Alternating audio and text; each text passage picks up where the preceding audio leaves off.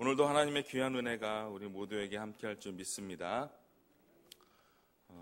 이날 영국의 한 거지가 살고 있었습니다. 이 거지는 아주 초라한 모습으로 인생을 살았는데요. 오랜 노숙 생활로 인해 눈에 초점을 잃었고 그의 피부는 검게 그을렸으며 옷은 누더기 옷을 입고 있었습니다. 그런데 하루는 그 거지가 구걸하는 그곳에 영국의 왕이 지나게 됩니다. 영국의 왕이 그 거지가 하도 불쌍해서 어느 정도의 물질을 주고 얼마 후에 있을 왕의 파티에 초대를 합니다. 이 거지가 얼마나 기뻤을까요? 이 왕의 은혜에 너무 감격을 해서 그날만을 손꼽아 기다리고 있었습니다. 그런데 생각해보니 그 파티에 자기가 들어가지는 못하겠더라고요. 이렇게 초라한 모습으로는 왕에 들어가기 못하니까 편지를 썼습니다. 폐하, 지난번에 호의는 감사합니다. 그런데 제가 파티에 참석하지 못할 것 같습니다. 제 모습이 너무 초라해서 왕궁의 정문도 통과할 수가 없기 때문입니다. 자, 이 편지를 받은 왕이 이 신하를 통해서 자기가 입고 있던 왕의 의복을 벗어서 보내줍니다. 그리고 파티 당일이 되었고 그 거지는 여전히 초라한 모습이었습니다. 검게 그을린 피부도 그대로였고 오랫동안 목욕을 하지 않아서 더러운 몸도 그대로였습니다.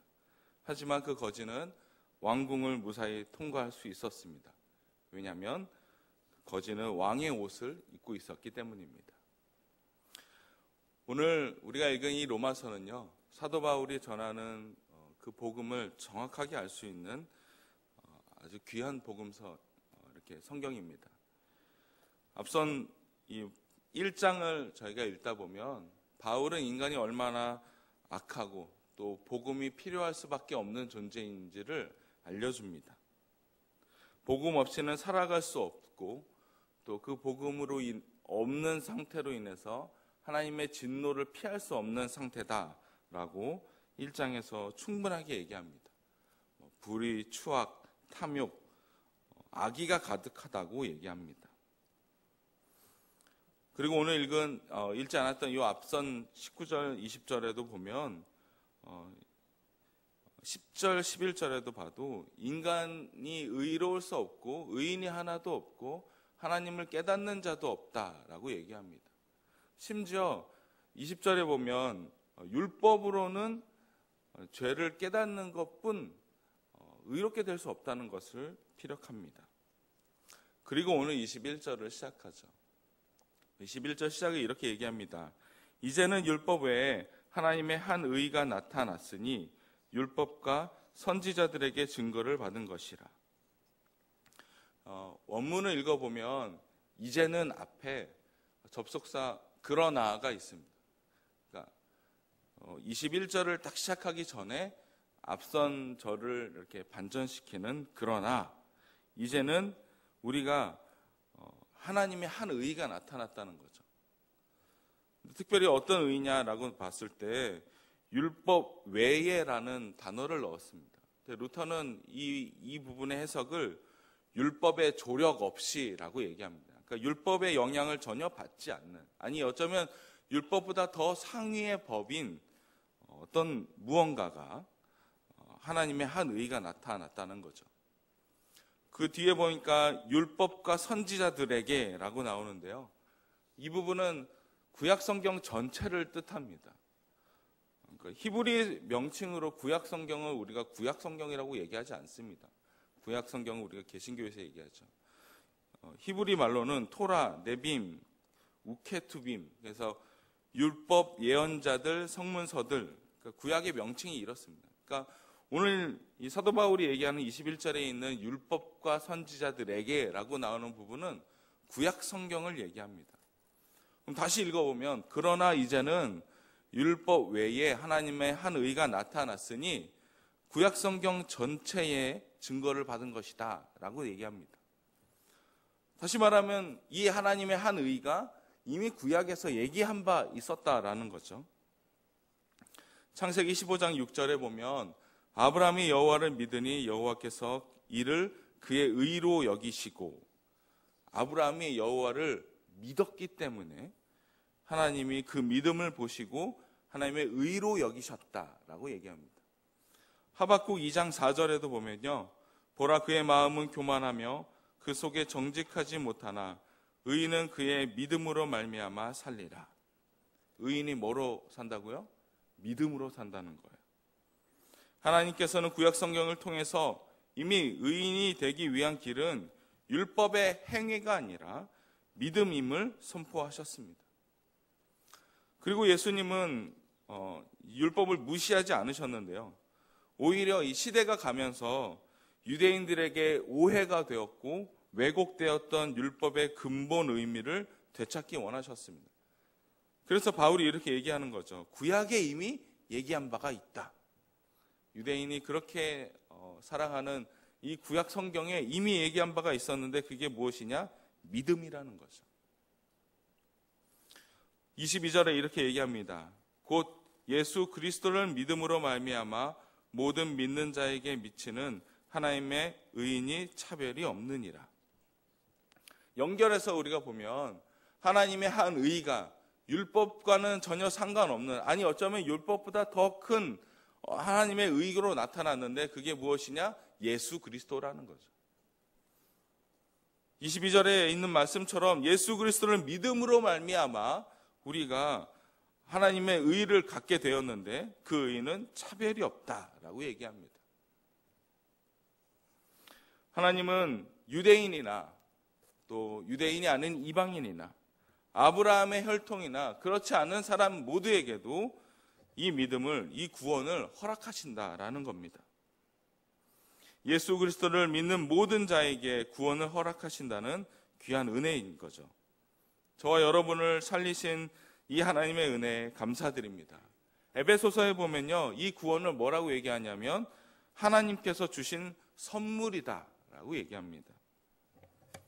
그렇습니다. 구원은 이제 더 이상 혈통이 아니고요, 율법의 행위가 아닙니다. 오직 예수 그리스도를 믿음으로 하나님께 받은 선물인 줄 믿습니다.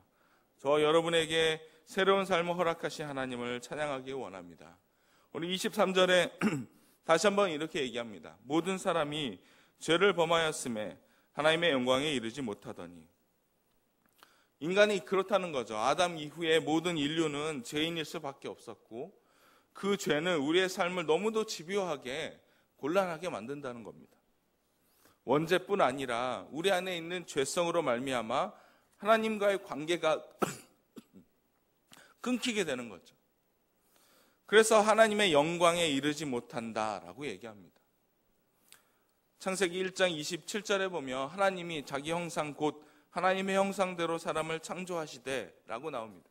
그러니까 하나님이 우리를 창조하실 때는 하나님의 형상을 닮은 완벽한 상태로 만드셨습니다. 그런데 어떻게 돼요? 우리의 인간이 죄를 저짐으로 인해서 하나님의 형상이 왜곡되게 됩니다. 타락하게 됩니다. 그래서 하나님의 영광에 이르지 못한다라고 23절에 얘기하는 거죠. 거룩하신 하나님이 거룩하지 않는 죄 많은 인간과 공존할 수 없게 되는 겁니다. 그래서 24절에 이렇게 얘기합니다. 그리스도 예수 안에 있는 속량으로 말미암아 하나님의 은혜로 값없이 의롭다 하심을 얻은 자 되었느니라. 그러니까 하나님이 거룩하셔서 하나님의 의가 없는 자와는 같이 있을 수 없기 때문에 하나님께서 의를 주신다는 겁니다. 공동번역에 보면 이렇게 해석을 합니다. 하나님께서는 그리스도 예수를 통해서 모든 사람을 죄에서 풀어주시고 당신과 올바른 관계를 가질 수 있는 은총을 거저 베풀어 주셨습니다. 하나님께서 죄인을, 우리 인간을 그냥 내버려 두지 않으시고 예수님을 보내주신 거죠. 그래서 예수님 안에 거하는 자, 예수님을 믿는 자에게 구원을 허락하신다라고 얘기합니다. 오늘 공동번역에서 얘기한 것처럼 예수 그리스도를 통해서 죄에서 풀어질 뿐만 아니라 하나님 당신과의 그 관계를 맺을 수 있게 된다는 겁니다. 어떻게요? 거저 주셨다는 거죠. 하나님이 죄인된 우리를 그냥 내버려 두지 않으시고 구원받을 수 있는 방법을 우리에게 허락하신 줄 믿습니다. 이것은 저와 여러분을 향한 하나님의 사랑입니다. 예수 그리스도를 믿음으로 구원받는 자의 기쁨을 충만히 느끼는 오늘 하루가 되기를 원합니다. 오늘 25절에 이렇게 얘기합니다. 이 예수를 하나님이 그의 피로써 믿음으로 말미암는 화목제물로 세우셨으니 이는 하나님께서 길이 참으시는 중에 전에 지은 죄를 간과하심으로 자기의 의로우심을 나타내려 하심이니. 자, 구약에서는 제사장이 제사를 드렸습니다. 그 제사는 일회적인 거였고 그 일회적인 제사를 통해서 하나님을 만날 수밖에 없었습니다. 그러나 신약을 사는 우리에게는 예수 그리스도께서 화목제물로 오셔서 그 예수 그리스도를 통해서 우리가 제사를 드릴 뿐만 아니라 더 이상 제물의 피가 아니라 예수 그리스도의 피로 말미암아 하나님을 만나게 된다는 거죠. 그리하여 예수님의 의가 우리에게 전달되고 그 의를 통해서 하나님과 올바른 관계를 맺게 된다는 겁니다. 그리고 26절에 이렇게 얘기합니다. 곧 이때에 자기의 의로우심을 나타내사 자기도 의로우시며 또한 예수 믿는 자를 의롭다 하려 하심이라. 죄로 인해서 상실됐던 우리의 인생에 하나님의 형상에 하나님의 의를 하나님께서 예수 그리스도를 통해서 회복하셨다라는 겁니다. 예수님의 십자가 대속 과정을 통해서 하나님은 하나님의 공의를 보이셨습니다. 그러니까 죄에 있는 사람을 그냥 너 죄 없어 라고 얘기하시는 게 아닙니다. 죄에 있는 자는 분명한 그 죄를 해결하게 하셨습니다. 그게 하나님의 공의입니다. 그런데 그 과정을 인간 스스로 할 수 없기 때문에 예수님을 우리에게 허락하셨던 거고 그 예수님을 통해서 우리가 하나님을 다시 만나게 된 거죠. 그 의를 하나님께서 우리에게 회복하신 겁니다. 저와 여러분이 이렇게 귀한 존재임을 믿으시길 바랍니다. 오늘 이 새벽에 나온 우리 모두가 예수 그리스도의 그 십자가의 피로 말미암아 구원받았음을 확신하는 시간이 되기를 원합니다. 우리의 구원은 그냥 결코 얻어진 것이 아닙니다. 그냥 길 가다가 주신 것이 아닙니다. 예수님께서 화목제물로 오셔서 십자가 고통 당하심으로 말미암아 우리에게 얻어진 고귀한 구원입니다. 오늘 이 믿음에는 차별이 없고요. 구원을 받는 모두에게 선물로 주십니다. 저와 여러분을 향한 하나님의 사랑이 이렇게 위대합니다. 그렇다면 이 귀한 구원을 받은 우리의 삶을 어떻게 살아야 할까요? 지난 주일 저녁에 우리 강균성 씨 토크 콘서트를 은혜 가운데 봤습니다. 시간이 어찌나 그렇게 빨리 지나가는지 2시간이라는 시간이 그렇게 길게 느껴지지 않았습니다. 이 콘서트를 보고 저희 아들이 초등학교 이제 2학년밖에 안 되는 아들이 찬양을 집에서 계속 부르더라고요. 좋으신 하나님 그 찬양을 찾아 보여달라고 하면서 이렇게 보면서 아침을 먹었습니다. 왜 그렇다고 생각하십니까? 그러니까 그분이 노래를 잘하기도 하죠. 노래를 잘해서 우리에게 영향력도 있었겠지만 그가 전한 복음이 정말 진실되기 때문이었지 않았을까요? 우리 지난 주일날 목사님 요한복음 12장 보면 나사로 때문에 많은 유대인이 가서 예수를 믿었다라고 얘기하지 않습니까? 한 사람으로 인해서 하나님의 복음이 진전되었던 겁니다. 강균성 씨라는 한 사람을 통해서 우리가 은혜를 받았던 것처럼 한 사람을 통해서 우리에게도 여러분, 저와 여러분을 통해서도 하나님의 복음이 진전될 줄 믿습니다. 저와 여러분을 부르신 그 자리 또한 나사로도 그렇고 강균성 씨도 그렇고 동일하다고 생각합니다.